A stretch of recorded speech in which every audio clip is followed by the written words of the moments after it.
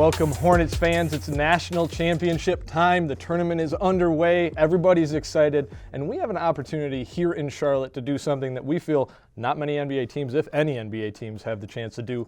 Sit down with four guys who played in a national championship game against each other on the same team here in Charlotte. So let's just kind of start there. Before Shelvin got here, Ron, you were a man on an island when you got here and took this coaching job. And you walk in, and the first thing you see is these two guys right here. What was your first thought when you saw these guys? I mean, Lamb let me know pretty early. I think the first thing he said to me before saying hello was like, "Hey man, I just want you to let you know last night I was watching the national championship game." Like, come on, man, that's the first thing you got to say to me. And Kemba and I have battled for years since we were like 15, so I've taken a lot of L's to Kemba over time. So, you know, I told him if you can't beat him, join him. So here I am. What did you think, Kemba, when you saw Ron walk in, a guy you've been battling against, and all of a sudden you're going, this guy's my coach now? Yeah.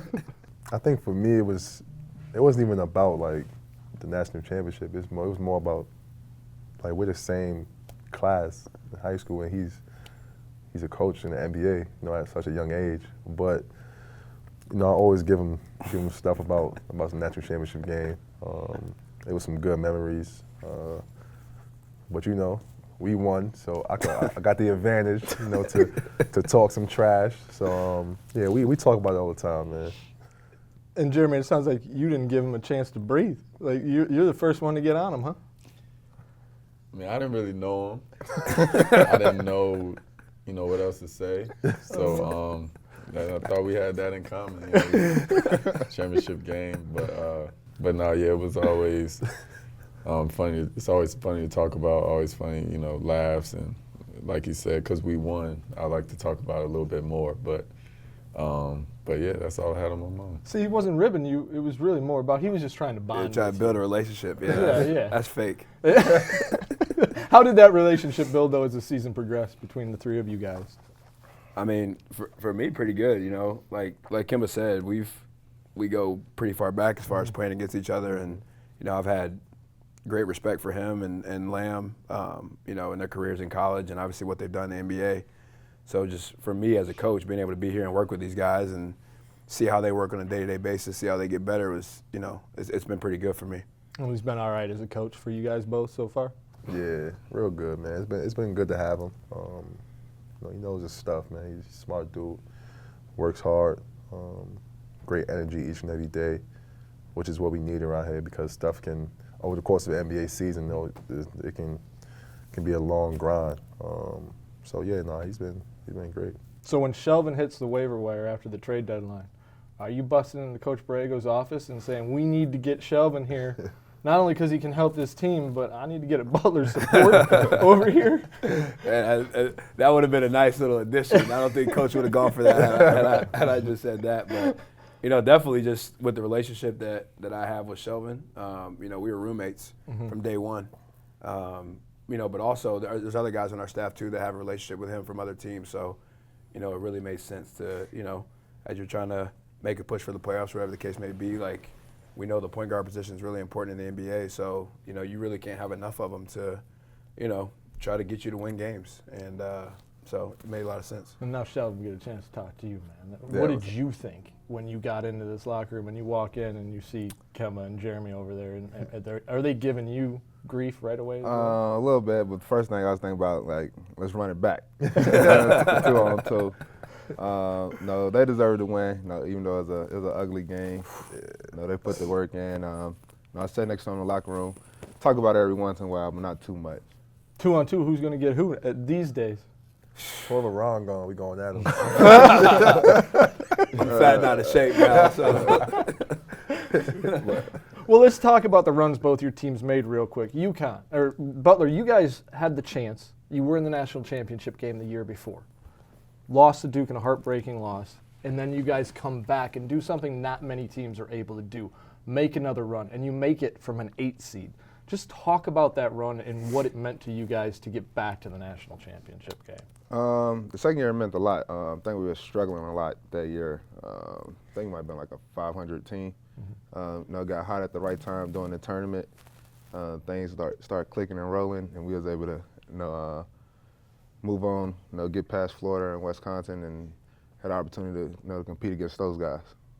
For you, once you guys got past Wisconsin, was that when you looked at this and said, we got a chance to really do something special here again? Yeah, I mean, I think when you play, after you get past the first weekend, you get to the Sweet 16, like, you feel good about yourselves. You're rolling. We had been on a, I think, 9-game winning streak going into the tournament before the tournament started. So we were feeling pretty good about ourselves, although we had kind of a rough season, and we had the experience of being there the year before. So, we felt like through our preparation, through our, togetherness as a team, like we had a chance to make another run.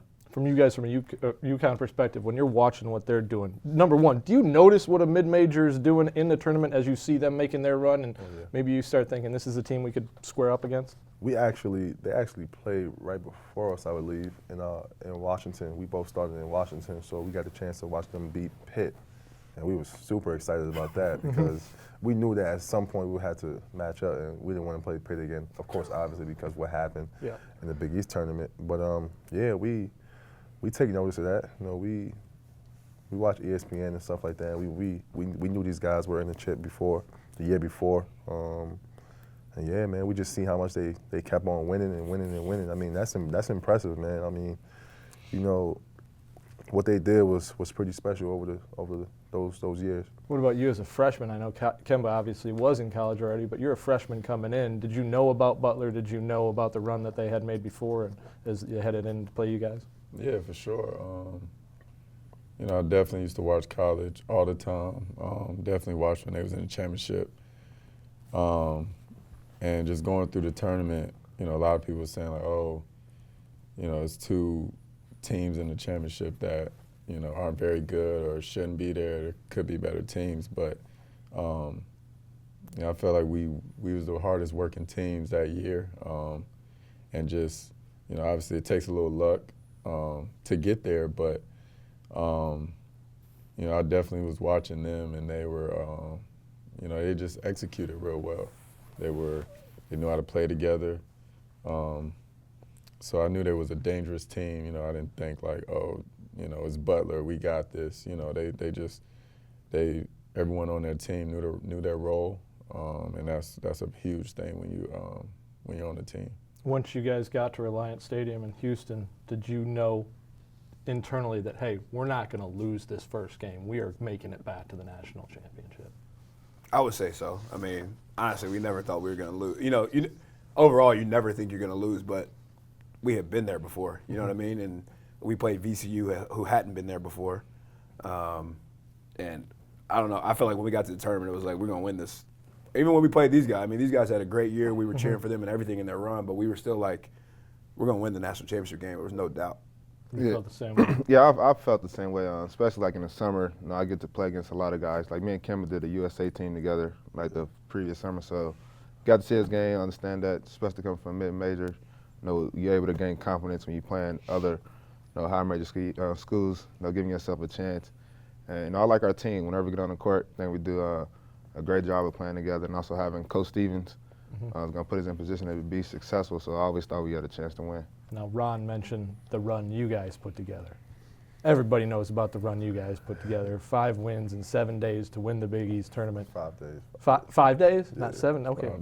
5 wins in 5 days to win the Big East tournament. This guy goes on an absolute tear. From a standpoint of watching him when he was going off during that tournament, what did you think as a teammate of him of watching Kemba the way he was performing? It was amazing. Right before the Big East tournament, we lost on senior night, and we was like the 9th or 10th seed. We felt that our season was ending, and I remember sitting in the locker room. Kemba was like, "What seed are we?" We was like 9th. He was like, "Cool." They picked us to finish 10th, so we beat the odds. And he had energy, and he just, everybody know the run he went on. He was playing 39 or 40 minutes.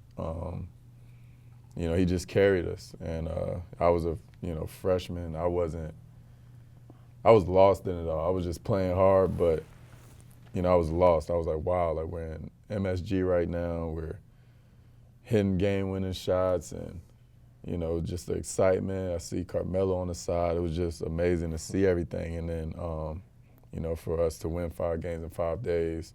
Like I said, he carried us. It was just a great run. Was y'all supposed to make the tournament before that, or no? We was on the Y'all Not was, as a- y'all was like the last 4 in? yeah, Probably.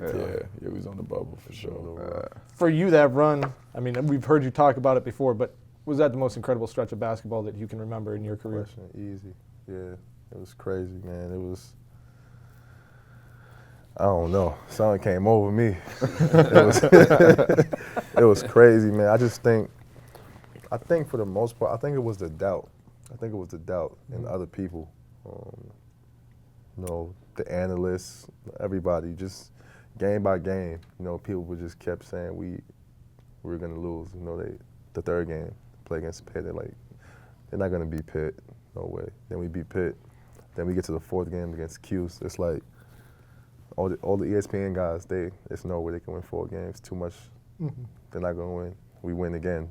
You know what I mean? Then we go to the championship against Louisville, and they say it again. They're like, we gonna lose. You know, that's one thing. Like, guys that come to the locker room like, y'all watch ESPN today? Like, they said we're gonna lose, and then we went out there, we gave it all we got every single game. I think when we got to the tournament, selection Sunday, and we seen the road that we had to get there, I think that made us pretty confident as well. Because, I mean, after winning that Big East tournament, you know, which we kind of felt like was probably the best conference in the country at the time, the competition was amazing, night in, night out in the Big East. So after winning that, I think we kind of felt unstoppable, and I think our confidence was just at an all-time high. And I know I played really well, but without the support of these guys like Jay Lamb and Shabazz, Alex Oriaki, just name a few guys. Those guys, they stepped up so big to help me out. Those guys grew up, in the blink of an eye. And you mentioned the prognosticators saying, no, they're not going to win these games. You guys get to the tournament, are you exhausted? I mean, seriously, or are you just riding that high and that momentum? we got good rest after the Big East tournament. I mean, we was tired after that. Don't get it twisted, but we was tired, but we got good rest after that. I think we got a real good chance to kind of recover. And I think our first game against Bucknell, we won pretty big, so that gave us a chance to rest as well. After that, though, we had to, we just played 5 games in 5 days. So after that, it was a game that you got a chance to rest in between games. So it was good. The extra day of rest was it was no problem. And we were at an all-time high, man. Like, yeah, it was straight adrenaline. So what did you guys think when UConn is the team that makes to the championship against you? You guys ready to take them on and try to go and end this run? Yeah, definitely. Sitting on our conference tournament always end early, like Been on Horizon League. So we end like Tuesday, so we got the whole week to watch the game. So watching those guys, seeing what they did, the 4 overtimes, the step back. Like we was paying attention watching. So we always, Jared. yeah. Look, I mean, you're in college, so you're watching other colleges. Like, you see Kemba hit the step back. We're in the hotel room on the, cooking. But we watch. Obviously, it was on TV a lot, so we was able to have like a game plan, and we just felt like we had a chance to win. But it turned out to be the worst shooting game in NCAA history. That's where we're getting to. It was just a rough day. rough day. rough day. Yeah, rough day all around. So if you guys start off that first half, 22-19 after the first half, one of the lowest scoring first halves in NCAA history. What's the message in the locker room that you guys are getting from Brad Stevens as you guys head in? We were up. Yeah. I know you guys were winning by 3, but still 22-19. You lose the national championship game the year before. You come back, you're up in the national championship game at halftime. You're giving up 19 points. Right. You're like, man, we're about to walk away with this. Yeah. And I think we made a 3 to start the half. You did. Like right at the half, we went up 6 right away. So it was like, man, like this, you start to feel pretty good. And then obviously the wheels fell off, but I feel like Coach, halftime was, we got to stay the course. We got up 19 points. Like we got to mix in a couple makes. But, it felt like our game plan was working and everything, Came out of halftime and it got ugly. Yeah. I actually don't remember what happened. I don't either, really. What was the final score? Final score was 53-41. Yeah. 53 to that was 41. terrible. So, well, what are you guys feeling at halftime? Like you said, you've only scored 19 points. You're sitting there going, oh, maybe this run's over? Or are we? Nah, I don't think we thought that, man. Coach Calhoun, he was going bananas. And he did. He came in and punched the whiteboard. Thing fell over.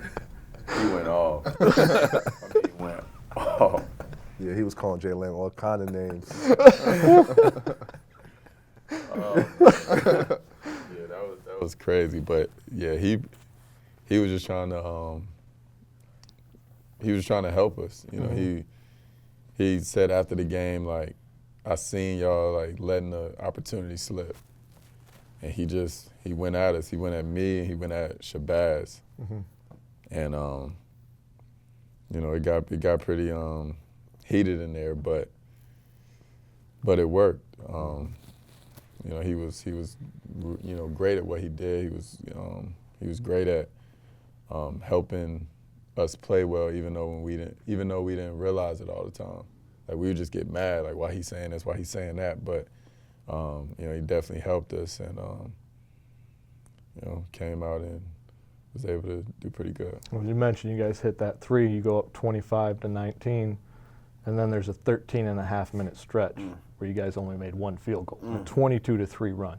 I know that sounds bad, but you're looking at me like you want to hurt me. 22 to 3? I get it. Yeah, 22 to 3 run at that point in time, and that's when it turned into a 41 to 29 lead. Yeah. When you guys are sitting there, I mean, was it just a situation where was their defense so tight? Was it a situation where shots just weren't falling?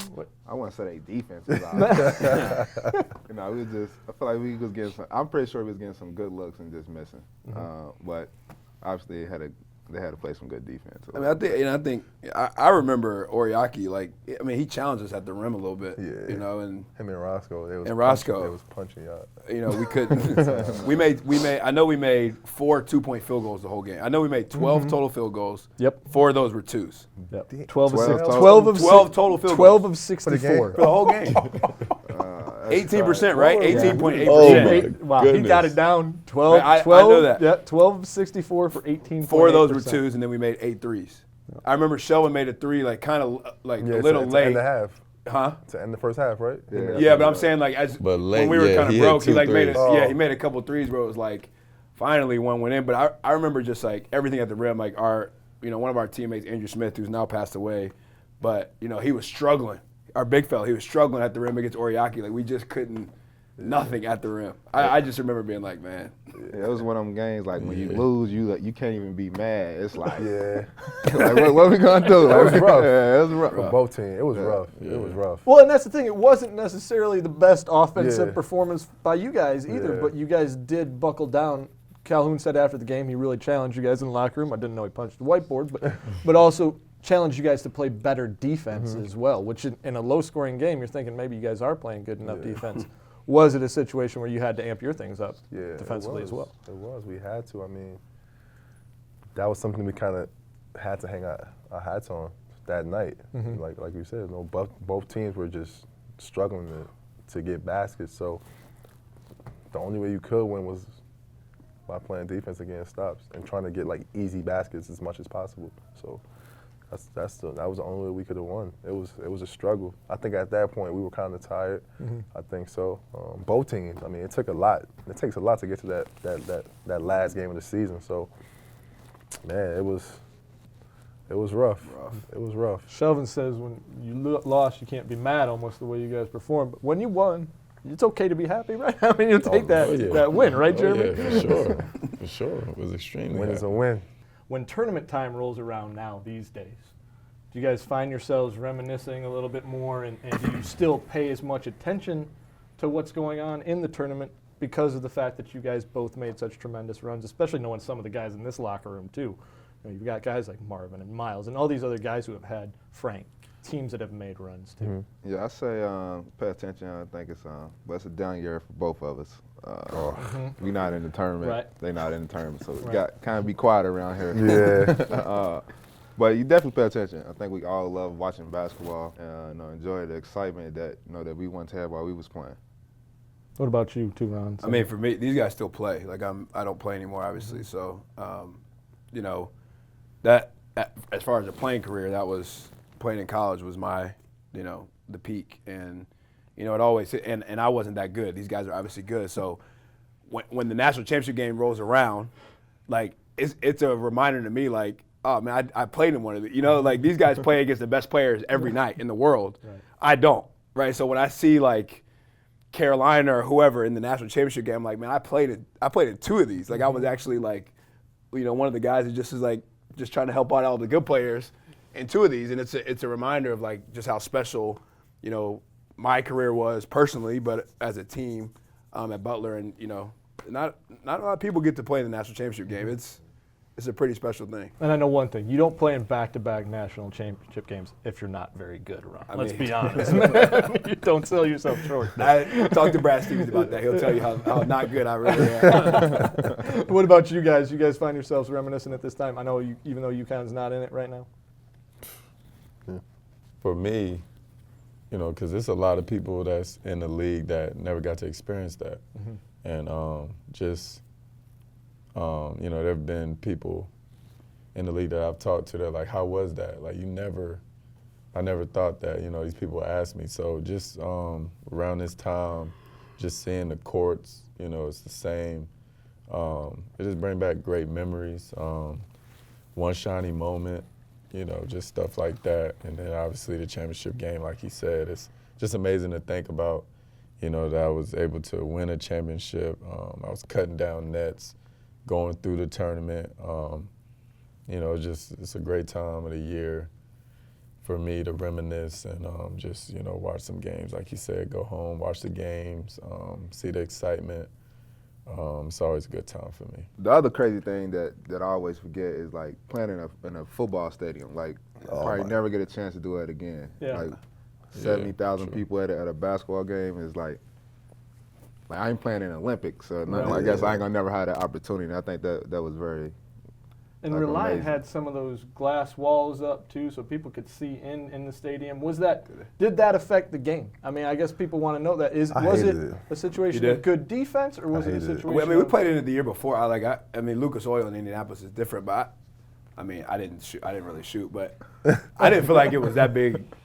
I did not like. I liked Lucas Oil a lot better than I like Reliant Stadium in Houston. Like, I didn't think that arena was a good arena to play in at all. But I don't know if it affected the shots. I don't know. I don't know. I just didn't like it. Just, you know, we playing that college atmosphere. You know what I mean? I just feel like it wasn't like that. It just wasn't. You can't hear like the crowd noise. Like the crowd, you could barely hear it. Like it was just, it just wasn't the same. Yeah, I wasn't feeling it.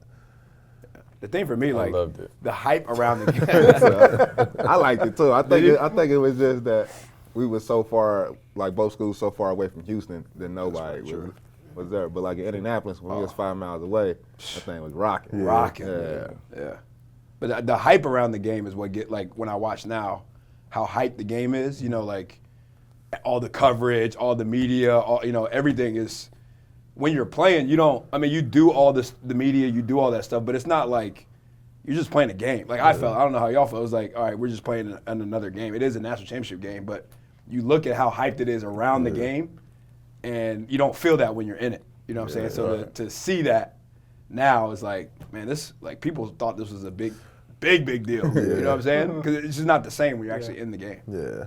That's true. Literally everybody watches it. Like, everybody watches it. When I was in OKC the first time, it was my first year, and we was watching the game. Like, we rented out a ballroom or something, got the TV. Like, every team does that. Everybody finds a bar or whatever it is to watch it.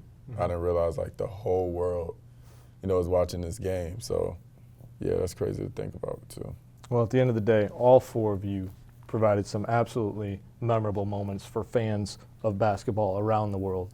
And regardless of whether or not they say it was a low-scoring game, you guys still had a chance to square off in the national championship game against each other, get to a level that most people don't.